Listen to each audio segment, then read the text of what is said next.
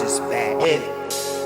Sam and oh God. Attention successful people, entrepreneur Nate Brown has a special offer just for you. His book, The Laws of Success, will get you back on the path to achieving your dream. I've left the link at the top line of the description box right now. I need everybody under the sound of my voice to go show my man some love. He has my personal endorsement. Indeed, it's a pleasure to have you on and talking to you officially on our platform.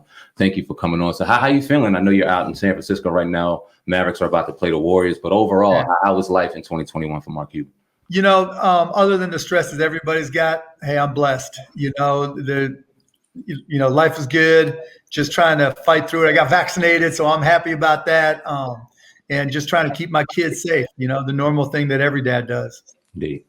Well, definitely want to go back, man, and kind of, I've been studying your story the last couple of days, and you started off very young, you know, as an entrepreneur. So I want to go back, you know, to your younger days. Take us back through that and some of your earlier first businesses and getting started being an entrepreneur.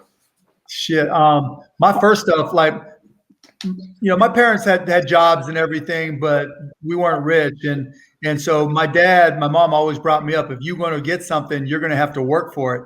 And so I always had a side hustle. I was selling baseball cards. I sold trash bags door to door. I sold stamps and coins.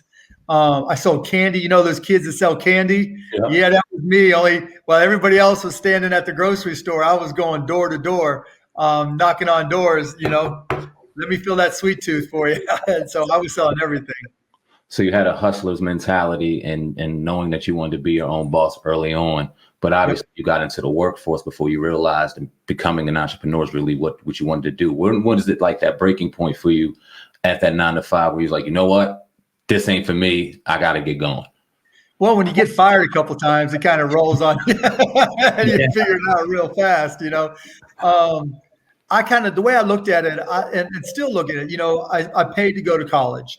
And then I figured I needed to get a job to pay bills and also to get paid to learn. I wanted to see what it was like in the business world. I wanted to see what it was like working for a real company. And I just wasn't very good at it. You know, I got into it with my boss in multiple jobs, and not that I was being disrespectful, but that I was trying to do too much.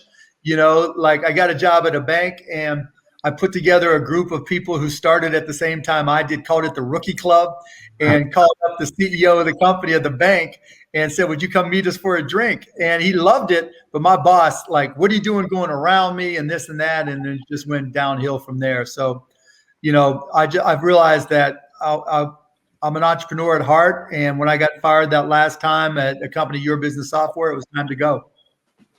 Right now, I think the most intriguing story I think that I've seen about you was the broadcast.com thing, you know, around the Yahoo time, and then Google came right after that. Talk about having an insight to put that company in place, knowing that people want to start, you know, streaming live sports, streaming events before like Google and YouTube even really done it.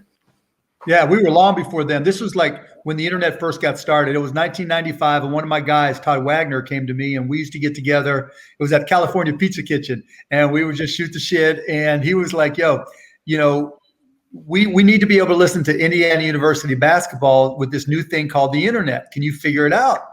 And my first company, after I got fired that last time, that's all I did was networking and figuring stuff out like that. And so I'm like, sure, you know, so I bought myself an old, new computer, Packard Bell, and put it in a second bedroom in my house, and I just sat there for hours and hours and said, how are we going to put audio over the internet? And figured out some kludgy ways to do that. And we started this company called AudioNet. And slowly but surely, as the technology kept on getting better and we were able to get it from other people, we built this company where we were, you know, by 1998, we were the largest streamer in the universe, right? There was nobody bigger. We were, you know, by the time we sold to Yahoo, we had TV stations we were streaming. We had hundreds of radio stations. We did hundreds of internet radio stations like Pandora or Spotify. We had a jukebox where we would go to artists and say, you know, we'll like a SoundCloud where you just post your work and people can come down there and download it or listen to it. You can upload stuff like you can in YouTube. And so we had all this going on and we dominated. We were killing it. And we sold to Yahoo thinking, okay, they're going to help us get bigger. But then when the internet bubble burst, the stock bubble burst, they just shit the bed and kind of screwed it up. Now, I've heard you say numerous times about that broadcast.com onto AudioNet, transitioning to selling into Yahoo and making billions of dollars, that was very lucky. It was lucky. But was it luck or was it impeccable timing on your part? Do you give a little less credit than what you both, right? You got to have a little bit of both, right? Because it was luck in that the whole internet thing started happening after I sold my first company, right? And I had made some money trading stocks. So it was luck in that the internet hit. I had the right skill set. I had some money in the bank to fund it. If it had happened 2 years earlier, I might not have been able to do it, but it happened at the right time for me. But then again, I didn't screw it up, right? We made it work. We got it going. And, so I'm not saying it wasn't a lot of hard work. We busted our asses, but luck always comes in. Luck, skill gets you to a certain level, and then luck takes you to the billionaire level. Right. What did in your opinion did Yahoo go wrong? No, because didn't they have like a problem integrating with broadcast.com?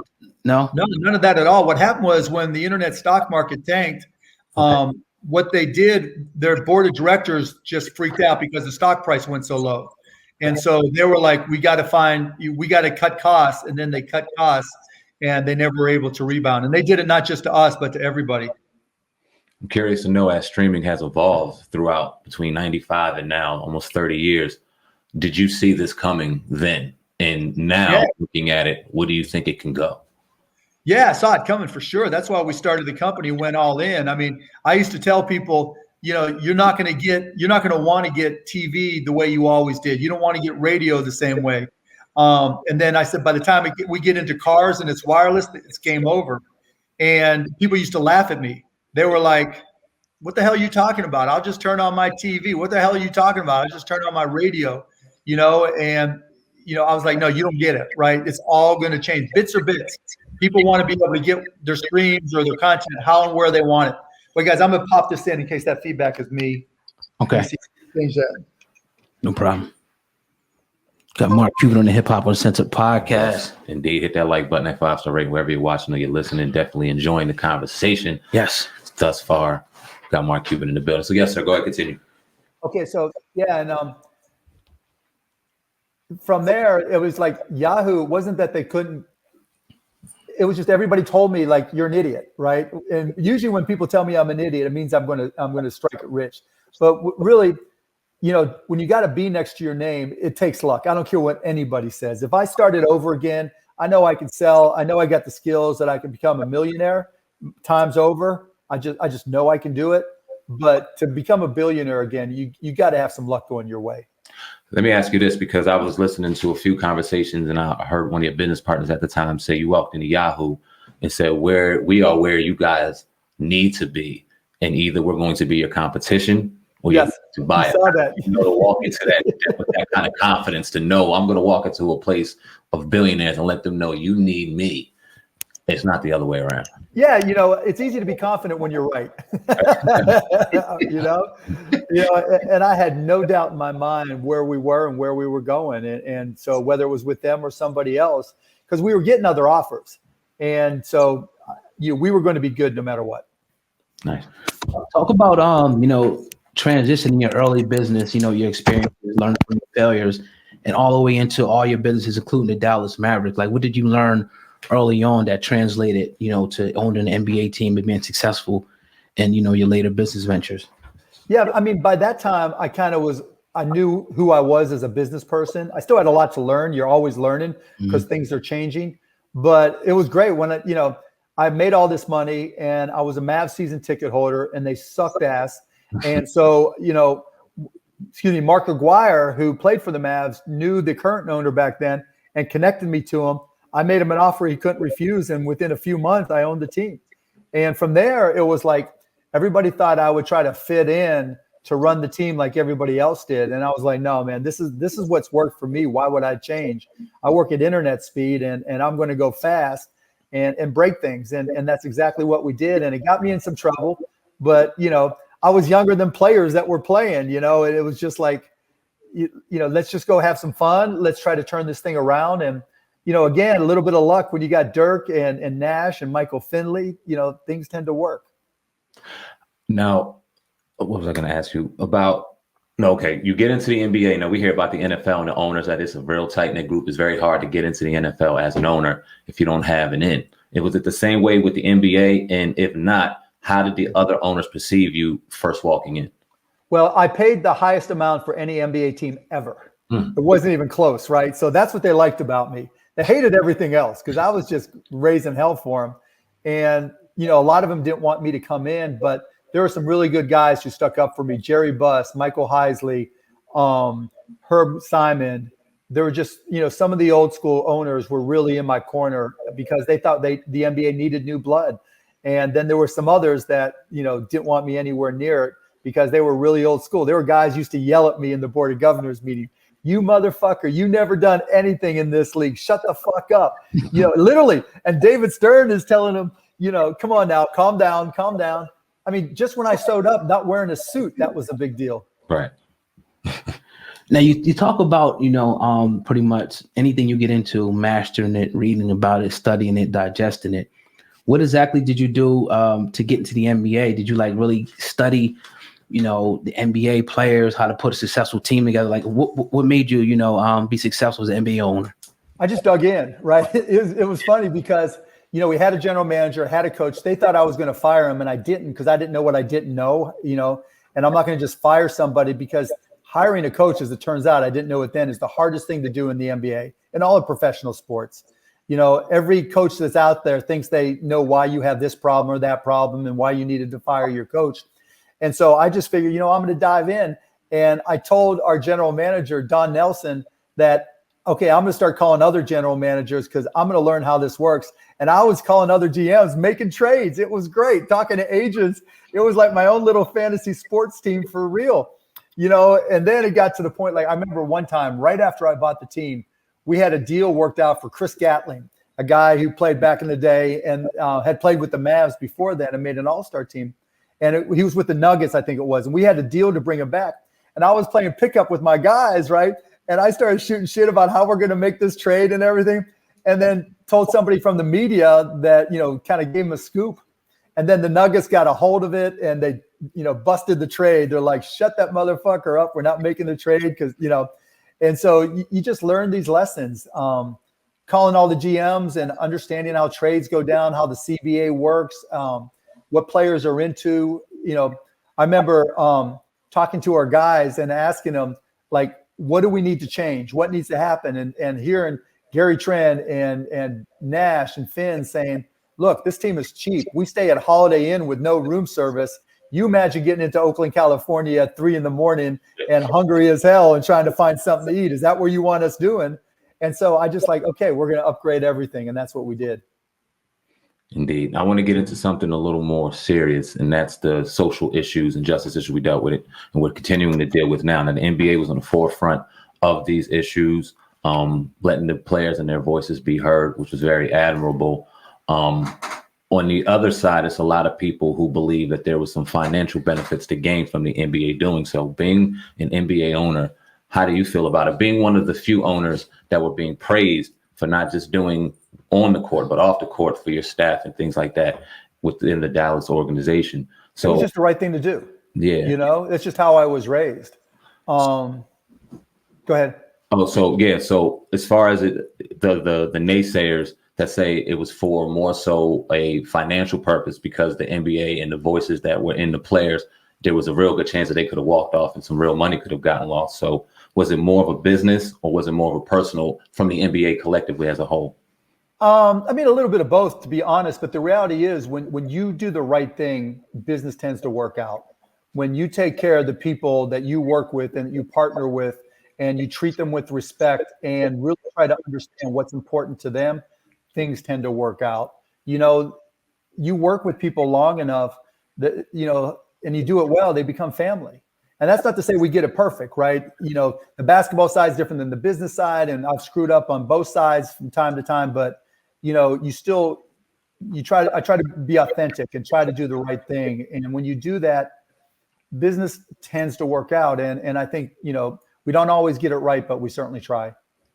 Appreciate it. What is your perspective on, or I should say, what is your policy? Like if your players, you know, they wanted to boycott, or sit out or demonstrate in the game? Because we seen last year, I forgot who got killed, but you had a few NBA players that were threatening to boycott. So what would you advise your players to do if they wanted to demonstrate on the court, off the court? What would be your policy?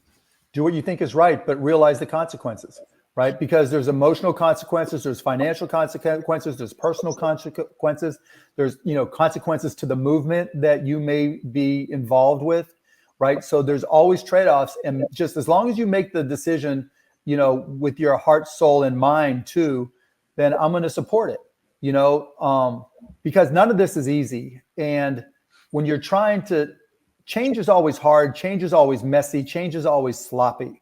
And, it never goes exactly the way you want it to. And so, once you get to that point, I'm going to support you, whether you're a basketball player, whether you're in the front office, the back office, whether you're, the guy sweeping the sweat off the floor. I don't care, right? If it's that important to you, let's talk about it, and let's try to find something that we can do with it. Indeed. Let's talk about your Mavs now, man. The young Mavs team you got now with Luka doing his thing out there. You got Porzingis doing his thing in the squad, going with him out in Oakland tonight, about to play the Warriors. How is the young squad, and how is it different from the Dirk days and the Nash days? Oh, night and day different. I mean, it's just kids are different today. Gen Z is night and day different than, millennials and Gen X, right? Dirk's generation, just completely different. Kids are brands now. You come into the league and you're a brand. People know who you are and they know your game and they've been watching your highlights. And kids, it's not like a macho league the way it used to be. It used to be if you help somebody else off the floor, your teammates were going to give you the business, right? Now everybody's friends, everybody shakes hands, hugs after a game, whatever. And it's just different. That said, Luka, KP, they're good. They're all good people, right? That's the thing about our squad. They're all good people. And now we just got to get everybody healthy so we can get our normal rotation ready, and hopefully, fill out the season the right way. Yeah. What's your perspective on the whole LeBron, Michael Jordan, comparison? I mean, you've seen, probably both of them play, in person. Yeah.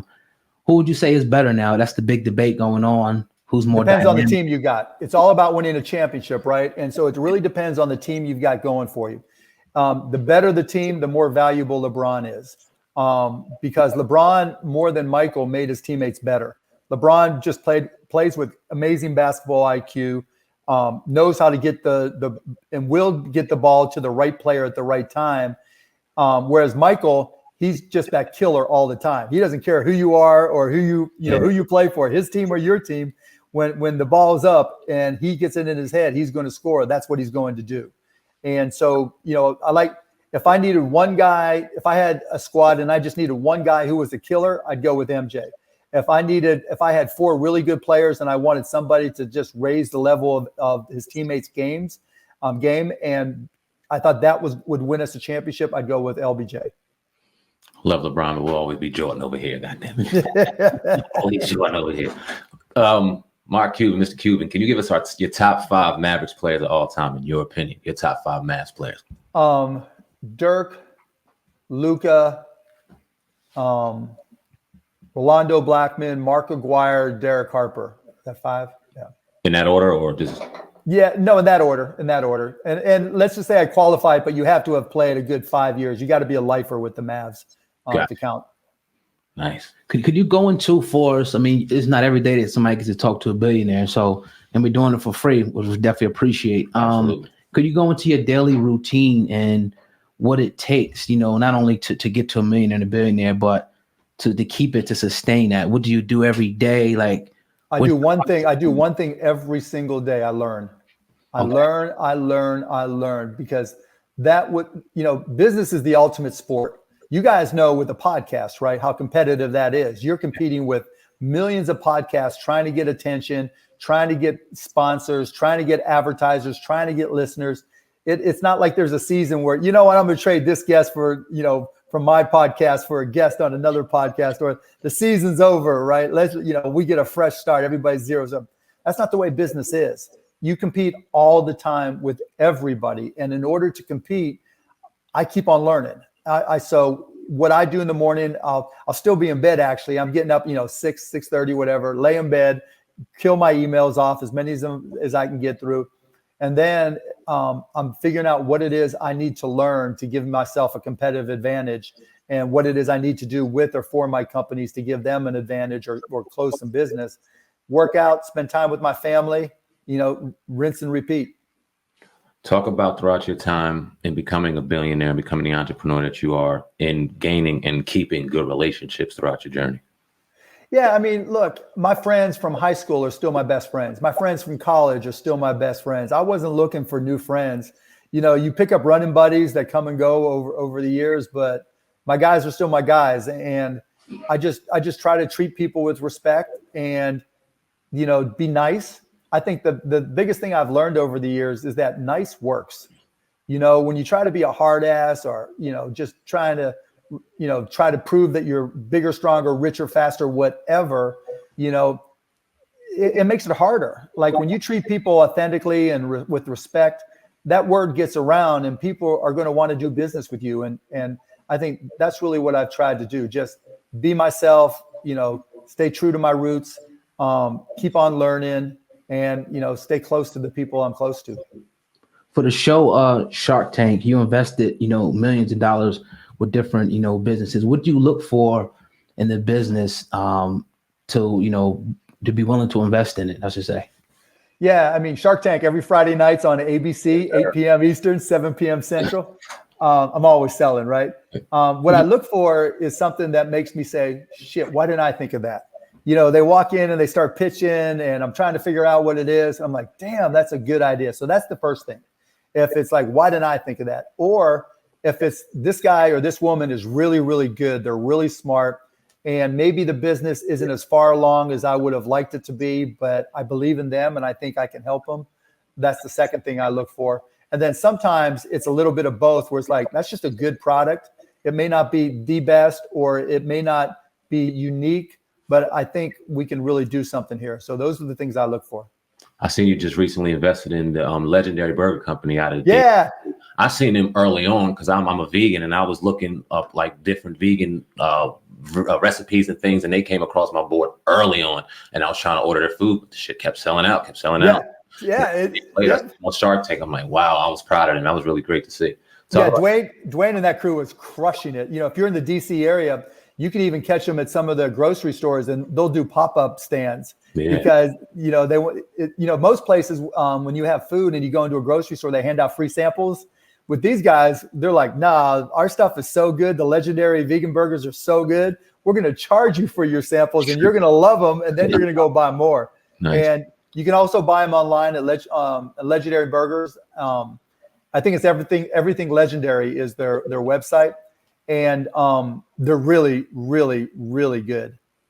Indeed. Now, being in the streaming service and knowing that early on, watching it in its conception and seeing it now, and then you brought up podcasts and how competitive that is. As an investor, is the podcast game something smart to invest in now, from your perspective, and then from an investor's perspective in general? It really comes down to the podcaster, right? Because I should ask you guys, right? Because you guys are the ones grinding it out. You're the ones that have to deal with it every day. Yes, sir. And there's no barriers to entry.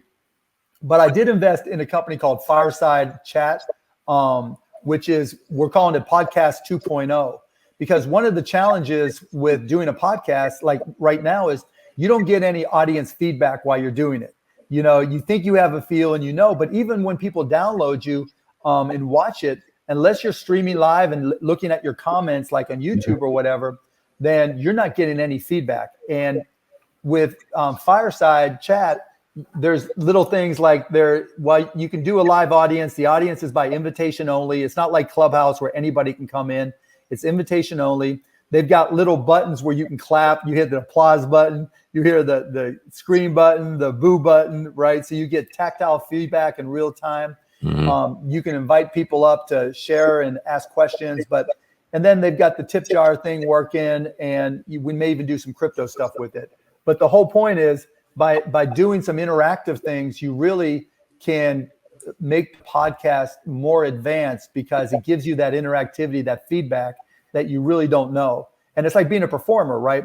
you guys are performers, but you're doing it like on a movie set, where, you know, with Fireside, it's more like doing it live. Nice. That's a great idea. Let's talk about crypto and Dogcoin. Now, did you say that Dogcoin is better than a lottery ticket? And if you did, can you get into that just a little bit and talk about crypto and where do you see that going in the future? See, I call it doggy coin with my 11-year-old, but it's really Doja coin, right? And so, so Doja coin started off as a joke, right? And then as a meme, it just started just taking off a couple years ago. And so my son saw some stuff on it on TikTok a few months ago, and he wanted to learn more about it. So I opened up a Robinhood account and I let him, you know, we bought some Doja coin for under a penny. We bought like $30 worth. And so he crushed it, right? Because it went from under a penny up to 40 cents. And he's trying to get me to buy him some new Jordans. And I have to explain to him, you know, that no, you know, just because the price went up doesn't mean you got the money in your pocket yet. And so, but it's been holding up there. But what Doja coin basically is a cryptocurrency that is, and it's not the best investment in cryptocurrencies that you can make, but it's an okay investment. And because now it's only 26 cents per Doja coin, you can put in $10 and see if it goes up. And if it goes up, you make some money. If it goes down, you can sell it, or you can use it. You can go to Mavs shop on Mavs.com and buy Mavericks jerseys and Mavericks gear or Mavericks tickets with it. So you have the upside. Whereas with a lottery ticket, you scratch, you done, right? Yeah. You know, and there you get one shot. Whereas with Doja coin, you can do what they call hodling, hold on for dear life, HODL. And so, you know, you can put in $10 or $20 and really have a chance for it to go up. And if it doesn't, you know, you can just sell it or you can spend it. Now you already have people, or you already have avenues to where you can use your Doja coin in purchase stuff. Yeah. People will call this shit crazy. And I'm sure people have called you crazy for it, but you said that anytime somebody calls you crazy, it makes you millions. So yep. Where's this really going? Like, this is crazy. I got a couple dollars in Doja coin, but I thought it was a joke. And I'm sitting here just watching it. And I don't know what to think. Some experts say it's nonsense. Some experts say it's great. And it's just so much. Is it just kind of like a gut thing? Just go on your gut? It's all about trust, right? Everything in the financial system is built on trust. You trust that someone's going to take that dollar bill, right? And because you can't trade it in for anything, you got to trust that everybody believes a dollar bill from the government is worth something. Yeah. And we all believe it, right? You know, when you have that debit card, you put your money in the bank, you gotta trust that the bank's going to give it back. Very true. And so it's all built on trust. And when people believe something is worth something, then and the trust grows, then the value grows with it. It's like gold. You ain't carrying around a gold bar, right? You ain't spending gold anywhere. You see somebody with a gold bar, you know they're about to get knocked out. Yep. You know, and so and even like a chain, right? It's scary, right? But gold's only worth something because everybody believes it's worth something. If all of a sudden most people said silver or platinum and gold doesn't work, right? Then it's not going to be worth anything. People started believing Doja coin and Bitcoin and Ethereum really have value. And when you think about it, believing in things that are digital and have value is easier than believing in things that are, believing in things that are digital having value is easier, particularly for younger kids, than it is to believe physical things have value, because everything you have of value is on your phone or on your PC or on your laptop, right? All the things you value the most, you've got right there in front of you. And, you know, baseball cards, gold, other things, they may have some value, but they're harder to trade. You got to ship them somewhere. You got to get somebody to value it. Whereas with digital, it's just a lot easier. And so whether it's Bitcoin, Ethereum, Doja coin, MakerDAO, any of these cryptos, you know, it's just now that people have started believing in it, it's easier to trade. And the underlying thing you just got to remember, supply and demand is undefeated. You know, once people generate demand, if you can fulfill the supply, then you're going to win.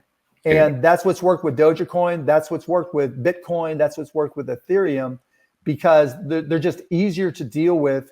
You know how many they're going to make. Even Doja coin, you know that, you know, There may be billions of them, but they're only adding 5 billion every year. And so 5 billion of a growing number is a declining number, which means, you can use it as a currency. Yeah. And so everybody needs to do their homework when they look at it as an investment, but it's legit. I mean, I got a lot of money in crypto. It's not just playing a game, because I think it's legit, and I know it's legit. Right. Now, I heard someone saying, they say, money in the stock market, obviously for some people it's different. Other people it's a different story. They say money in the stock market, at some point the stock market is going to crash. So it's better to invest it in, like gold and precious metals. What's your perspective on that? Supply and demand is undefeated, right? Stocks go up because the demand is there. Stocks go down when more people are selling than buying.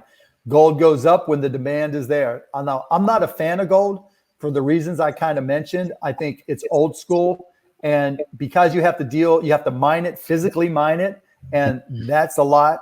You got to find it and then mine it. And then you got to deal with gold. A gold bar is heavy and that's a lot of work, And so I think old school, old ways, gold was fine. Commodities, same kind of thing. But, a lot of the gold isn't based off of the intrinsic value. It's based because of jewelry, and people think they like gold. And so, commodities I think are okay other than gold and maybe silver. But I just think digital assets are so much easier to buy and trade and control. You can carry all your Bitcoin around on a physical wallet in your wallet, right? And you can have millions of dollars worth, and it's tiny. It's just so much easier. And I think in a digital age, that's going to work out better. Let me ask you about this. Let's talk about the platform YouTube, a platform that's changed my cousin and I's lives as we know it. It's a great platform, but at the same time, it's pretty much the only platform as it stands to where content creators can go out here and distribute their content in front of billions of people and make great money from it. Do you ever see competition for YouTube?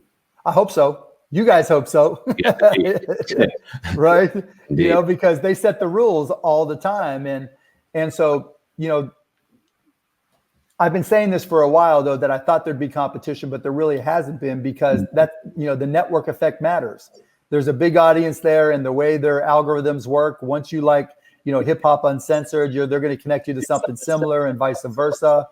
And so, I hope that there will be, but I can't promise you that there will be. Gotcha.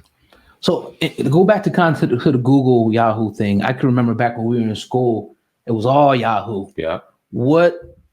How did Google, pretty much knock Yahoo off the map and become the biggest, one of the biggest, tech companies, I should say? They had a better product.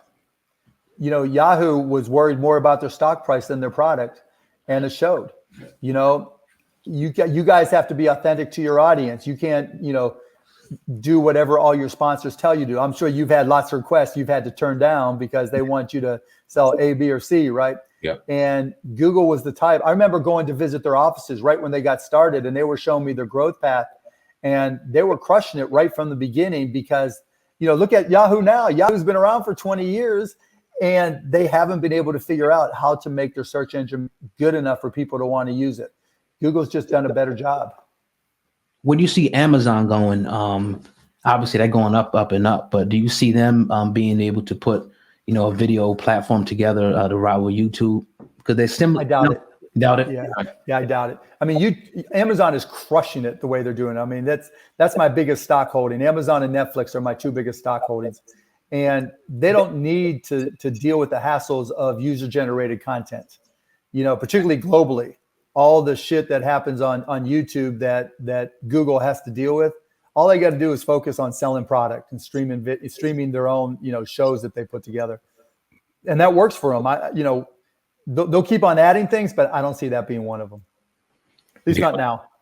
Got you. I'm going to ask a question from our publicist, a young publicist, 22 years old, wanted us to ask you this. If you were to start all over again, what would you do differently and what would you keep the same?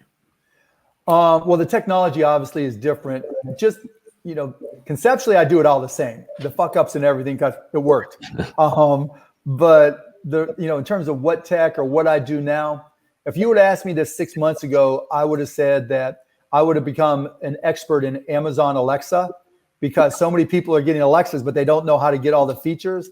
And I would learn how to write skills for Alexa and go to car dealers, because Alexa's built into cars, and sell that skill. Hey, let me customize this car to one of your customers, or go to people's houses or businesses and say, okay, let me customize it so you can be more productive.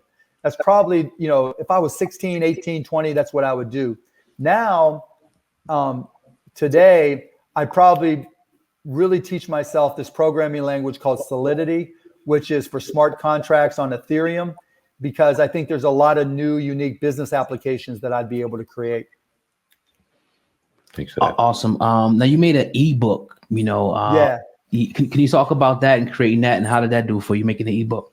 Yeah, it's called How to Win at the Sport of Business. And I started off just as an ebook because, most times when you sell a book, they want you to do a book tour and go out there and pimp the book. And I was like, I don't want to do any of that shit. So I just want to keep it cheap. If people want to know my stuff, then, they can just download How to Win at the Sport of Business. But it sold so many copies and so many downloads that they turned it into a book, and they didn't care. And so it's been on bestseller list, business bestseller list for 10 years now. And basically it just talks about, kind of the way I did things and the things I like, and some of the lessons I've learned, and, making people realize you can, you don't have to be a superstar to go out and start a business. You can just be a grinder, and just keep on grinding all your life and make it work. Saving money. What is your, perspective and your strategy on saving money and investing at the same time? Can you give us? So a couple of things there. One, if you have a credit card and you have debt on it in past 30 days, that's the first thing you pay off, because that credit card company charges you 29%, and you can't take that money and make that much money somewhere else. I don't care who you are. I couldn't just automatically make that much money. And so the first thing you do is you pay off your credit card debt. You pay off any debt, student loans, whatever, as much as you can, and get that out of the way, because that debt keeps on stealing your money. That interest keeps on stealing your money every single day. And I don't like people stealing my money. Yeah. And so that's number one. Number two is you got to save a cushion, right? At least 6 months. You got to put off getting whatever it is you were thinking about buying, and live like a student, because we saw with the pandemic, you just don't know when shit's going to happen again. And so you want to have that cushion of 6 months in the bank. Then after that, once you start saving, you can start doing your homework and look at investments. But what I would tell you is, know your friend or your friend's brother or your aunt's uncle's sister, doesn't know something better than you do, right? Where people go bad is there's somebody that somebody said is smart and they trust them. You got to be able to do your own homework. If it's, you've just worked your entire life to save this money and you busted your ass to get to this point, you can't just, ready, fire, aim. You got to do your homework. And once you do that, that allows you to be prepared to keep on making bigger and bigger investments if you keep on saving money. How many streams of income should an entrepreneur strive to have in order to become a billionaire? One good one. It's like in the NBA, the Kiki Vandeweghe rule. If you can hit a shot from one spot on the court every time, okay, you might be able to make a roster. If you got 2 spots on the court that you can hit a shot from, you're probably going to be really good. If you look where, Luka, he's got his same spot where he does that step back 3 every time. If you look at Chris Paul, right elbow, right? You look at Kawhi, right elbow. Those are their spots, and they just put up that pick and roll, and they get to their spot, and they pull up. And business is the same way. If you can get 1 really good stream of revenue, that's great. If you can grow it to 2, that's NBA caliber. And then if you get it to 3, you're Hall of Fame. And so that's kind of the way I look at it. Appreciate that. My last question would be, and we definitely appreciate, the last 40 minutes you gave us. No worries. It might sound a little crazy, but what's the fastest way for you right now to change $100,000 to $1 million? Stocks, real estate. Go ahead. I'd say crypto right now, but you're going to look, but if you're going to try to do $100,000 and turn it into $1 million, there's a 75% chance or more you're going to go to 0, because in order to get, in order to go 10x, you got to take a lot of risks. There are no guarantees, because remember, people forget, when you sell somebody a stock or you buy a stock from somebody, that person selling you the stock didn't say, yeah, you know what? fuck it. I don't want to make any more money. I think the stock's going up and I'm going to sell it anyways, right? Now, maybe they have another reason to sell it, but they could borrow against it. There's a million things they could do to keep that stock. And so you've got to know, why people are selling it to you, because there's always risk. And it's the same thing. You buy Bitcoin, one day it's up 10 grand, the next day it's down 10 grand. You buy Dogecoin, it might not move as much, but if you buy $100,000 worth of Dogecoin, to go 10x is going to be tough. And there's always a risk that it's going to fail. So if you're trying to make that kind of bank on a 10x, then you've got to realize that it's like walking into Vegas and putting money in roulette. You've got to be willing to lose your money. Appreciate it. Yeah, man. Talking to two brothers that used to do this in the back of a dirty ass yard, to going into their grandmother and grandfather's dining room, to coming into the studio independently, to talking to a billionaire. We definitely appreciate your time. Podcast independently owned. So this is definitely a treat for us. So thank you very much for your time, Mr. Cuban. Mark Cuban, I should say. I don't know if you need to drop your social media handle, because if you don't know fucking Mark Cuban's social media handle, what's wrong with you? M Cuban. It's M Cuban everywhere. MCUBAN everywhere. Even on TikTok. Okay. One more question for you. What do you feel about Jay-Z? He recently sold a couple companies. I know you sold a couple companies, but what is your perspective on Jay-Z and how he's moving up the ladder? I know Jay a little bit. And smart as fuck, man. He knows the stuff, but he digs in, right? He knows there's an industry back there, and he doesn't just say, okay, somebody else do the work for me. He does the work. And that's what makes him an icon. And the guys who have dug in and shown their talent, but went beyond just their talent, those are the guys that really get it done. And that's why Jay-Z, he learned the music industry, but he learned the lessons of the music industry and applied them to other industries. And that's allowed him to really grow. And that's why I have a ton of respect for him. Appreciate it. Indeed. Appreciate your time. Mark Cuban on the Hip Hop Uncensored podcast. Love to have you back on anytime, sir. Anytime, guys. Appreciate y'all.